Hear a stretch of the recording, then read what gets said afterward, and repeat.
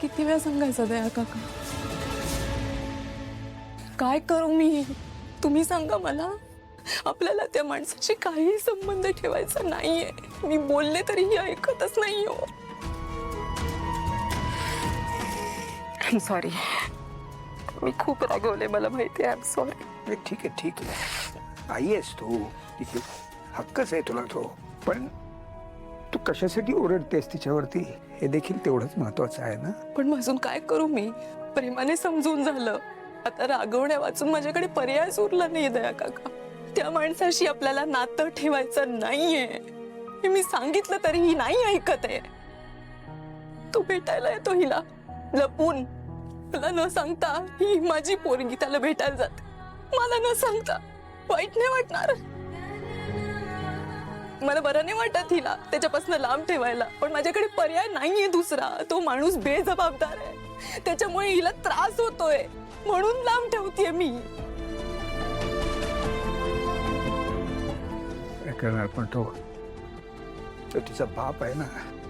बाप असा असतो? असा असतो बाप? असा त्रास देणारा बाप असतो? मला सांगा, कुठला बाप स्वतःच्या मुलीच्या जीवाशी खेळतो? कुठला बाप? तो खेळलाय ना पण माझ्या मुलीच्या जीवाशी, आणि त्याचे परिणाम माझी मुलगी आजपर्यंत भोगते. हे बरोबर आहे? त्याने हे सगळं काही मुद्दामून जाणून बुजून केलेलं नाहीये ना ग कौशिकी. झाली शेखरकडनं खूप मोठी चूक झाली, पण त्याला त्याच्या चुकीविषयी पश्चाताप होतोय ना ग. खूप पश्चाताप होतोय त्याला. पण एखाद्या माणसाला त्याच्या चुकीविषयी पश्चाताप होत असेल तर त्याला एक तरी संधी मिळायला हवी, मिळायलाच हवी.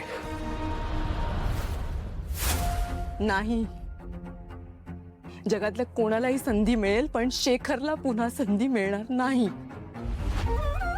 दया काका, तुम्हीही बोलताय? आय कांट बिलीव्ह दिस. जेव्हा मी वेगळं व्हायचा निर्णय घेतला, इराला त्रास झाला, मला आणि शेखरला त्रास झाला, तेव्हा घरातल्या कोणीही आम्हाला सपोर्ट केला नाही. तुम्ही खंबीरपणे माझ्या पाठीशी उभे राहिलात, आणि आज तुम्ही शेखरची बाजू घेताय दया काका. हा? हो, कारण मलाही काही गोष्टी कळायला उशीरच झालाय. म्हणजे माणसाची एक चूक त्याला किती महाग पडू शकते हे आता कळतंय. कौशिकी, शेखरने त्याच्या चुकीची शिक्षा भोगली आहे, अजूनही भोगतोय तो.